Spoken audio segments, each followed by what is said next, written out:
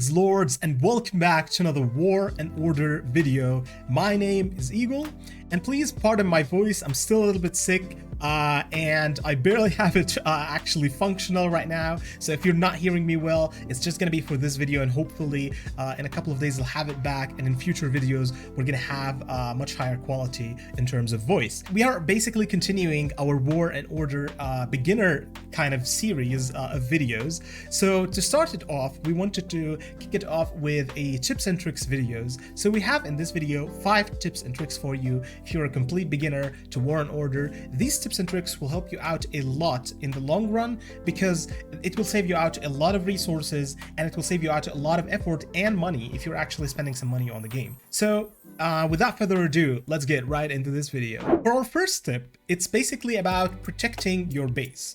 We're going to be focusing this tip about the fact that this game is a war game, and your resources that you see up here right over here can actually be plundered, and the only way to protect them is throughout your depot, which basically protects a certain amount of resources that you currently have in your base. But once you exceed that amount, those resources that you see up here can actually be plundered by other players. Now, in order to avoid that, there are a couple of things that you need to do and some precautions that you need to take so that you would avoid players and other players actually plundering your resources. So the first thing that you can actually do is going through your pack and not using your resources itemizations that you see over here unless you're doing an upgrade. So for instance, whenever I'm actually doing an upgrade right now, so for instance, we're going to be doing a research over here, and if we go to this research, like horseshoes, as you can see, I don't have currently all the resources required for that, but when I research it, it will automatically select all the items that are needed for that research. And this way, I basically protect my resources because they're always below the depot limits. And I'm only using my resource items when I actually need them for upgrades or maybe enhancing the army or producing more units. This way, other players cannot plunder my resources. I keep them always in a safe haven, and basically I get to upgrade my base as much as I want. Now, in later stages of the game, you will not have this privilege because basically you will have a lot of resources for upgrades and from gathering, actually, from events, that you will always have excess resources, but this way you will minimize the amount of excess resources that you currently have in your base, and you will always have some backup resources. For instance, if you were attacked and you want to fast recover your troops, then definitely that's one way to do that. The second tip is actually related to the first one, and it's about your troops. So what currently is basically in my base is I have a bunch of troops in my base, and the capacity of my hospitals is limited to 41k. So let's say, for instance, I have 100k troops currently in my base. That would cause a problem because what will happen is that once I reach the hospital capacity, the rest of the troops will start dying, and I will lose them immediately without being able to return them unless I'm actually using the sanctuary, which also has a limit over here. So in order to avoid that, there are multiple techniques that you can use to avoid that. The first technique is simply just using a peace shield, which is basically a buff. You can see it, city buffs over here. This peace shield will avoid anyone from attacking you, and as you can see, I have one already running for the next 2 hours. Basically, no one can actually attack me during a peace shield. But let's say that you don't have many peace shields, or for some instance that you aren't able to use one. Then there's another way you can actually do that, which is basically reinforcing another ally who has a peace shield already active. So as you can see, I can already reinforce my ally over here with 76k of my troops.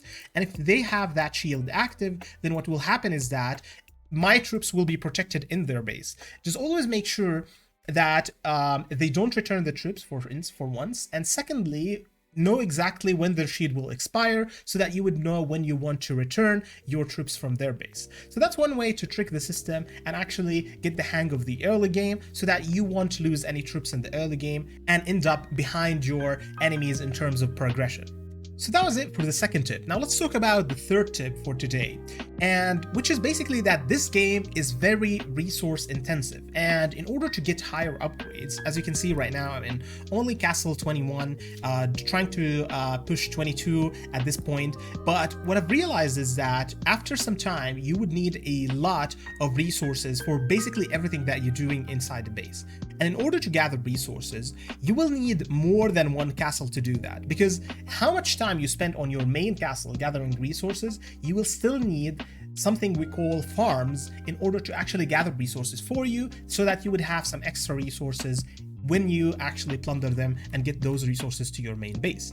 And as you can see over here, I currently have 5 farms actually operating, and those 5 farms help me out a lot on my daily basically upgrades. And the reason for that is because I use these farms in order to gather resources, and those resources I then take them from the farm to my main account in order to upgrade it for like basically the big upgrades and whatnot. But there's a thing about that.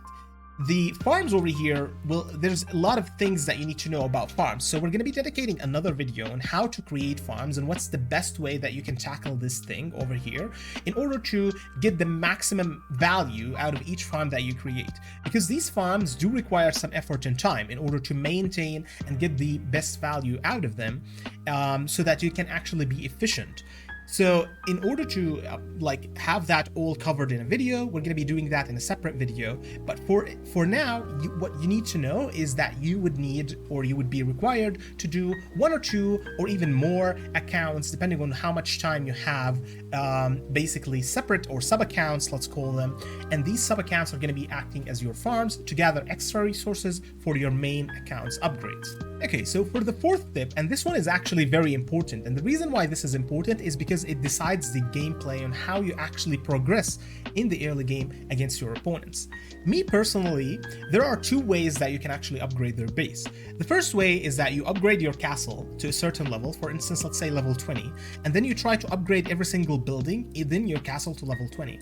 And that takes so much time and resources and efforts, and it's usually not a good strategy, but surprisingly, a lot of players still do that when they start off the game because they think that's the best way to do it. Sometimes it's actually good to upgrade certain buildings to the level of the castle, but it's not always the case.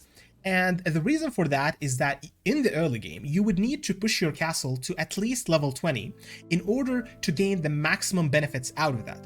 If you click at the growth map over here, you can see that each time you actually upgrade your castle, you can reach certain milestones where more things can be actually upgraded and unlocked within your castle, basically. So for instance, here you unlock artifacts, and at level 16, you unlock basically emblem system.